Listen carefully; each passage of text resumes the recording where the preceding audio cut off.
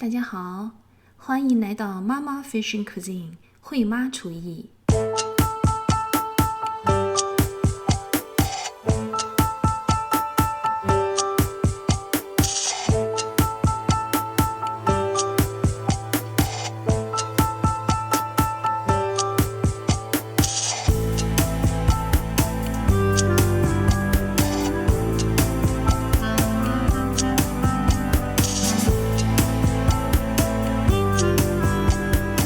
菜园里种的2棵葫芦已经有不少瓜果挂上枝头了，形状各异。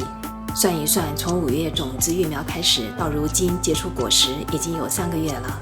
有这样的回报，太令人欣慰了。今天采摘的这个葫芦瓜，长37厘米，重1.87公斤，4磅多。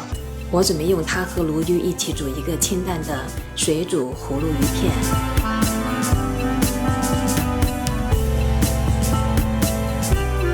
先泡发一些黑木耳，10克干的黑木耳泡发后有100克。加入黑木耳，一方面可以为这个菜肴提供更多的营养，另一方面可以增添多一些的色彩，刺激食欲。煮鱼当然少不了葱姜蒜，把它们全部切末。取一半的葱姜蒜末，加入1/3杯的水浸泡，做一个葱姜蒜水。把葫芦瓜去皮去籽，切厚片。葫芦瓜的口感介于护瓜和冬瓜之间，含水量很高，非常清爽，很容易煮熟，所以一定要切厚片。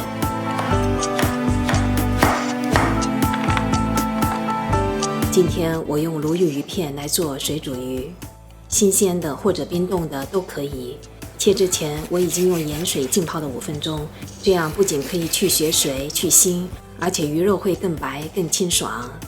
将鱼斜切成大片，约3-4毫米厚。鱼片如果切得太薄，容易断；太厚，需要煮的时间长，容易老。在腌制鱼片之前，将葱姜蒜水过滤出来。鱼片先加盐入底味，胡椒粉去腥，抓裂一下，然后分2次加入葱姜蒜水，朝一个方向搅拌，让鱼片将葱姜蒜水完全吸收，融为一体。这个步骤是鱼片水嫩的关键所在，一定不要省略。吸饱了葱姜蒜水的鱼肉除去了腥味，等一下稍微煮开就会有入口即化的口感。接着加1个蛋清，1大勺玉米淀粉，继续抓均匀。最后加1大勺油，锁住水分。这是做好鱼片的第2个关键步骤，可以让鱼片煮的时候不易粘连，独立成片。锅烧热后，加入1大勺油，倒入剩下的1半姜蒜末和刚刚剩下的蛋黄，快速把蛋黄炒散炒香，然后加入3杯水煮开。今天我就用这个蛋黄来做高汤了，不要小看这1颗蛋黄，汤煮开后已经充满了蛋黄的香气。先倒入黑木耳，煮开之后再倒入葫芦片，加盐调味。等锅中再次煮开，葫芦片刚刚断生，就先将黑木耳和葫芦片捞出装盘。等最后鱼汤冲入容器中的时候，还会进一步熟化葫芦片，所以一定不要煮得太久。锅中留下的汤汁沸腾后，将火调成中小火，将鱼片逐一下入锅中。逐个下鱼片，并且用中小火煮鱼，是水煮鱼片的第3个关键步骤。它可以让每个鱼片保持完整，不易破碎。鱼片全部下完后，用铲子的背面轻轻推一下，让鱼片相互不粘连，同时受热均匀。等锅中再次沸腾，撒些胡椒粉，将鱼片连汤一起倒入容器中。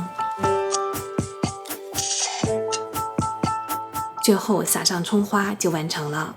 这道菜如果把鱼和黑木耳葫芦一起煮，水需要多一些，会冲淡蛋黄高汤的鲜味。同时因为鱼片需要一片片的下入锅中，有可能把葫芦煮得太过软烂，吃起来不清爽，卖相也不好。所以我先煮黑木耳和葫芦，然后再煮鱼片，可以保证所有食材都煮到恰到好处。这道水煮葫芦鱼片非常清淡鲜美，葫芦清甜，鱼片滑嫩，黑木耳 Q 弹，汤汁浓郁，老少皆宜，也特别合适减重人群食用。有兴趣的话，大家可以试试。Hi, I'm Jasma. Today we are making raspberry and rose taro snow skin mooncakes. 很快又到中秋节了，我女儿 Jasma 刚刚上线的玫瑰花覆盆子冰皮月饼非常迷人，充满了玫瑰花的香气，让人不忍下口去品尝。她还有很多不同风味月饼的视频，我把链接放到下面的描述栏里了。对做月饼感兴趣的朋友可以去点击观看，尝试做一下手工月饼，和亲朋好友共度这个团圆的节日。预祝大家中秋节快乐，我们下次见。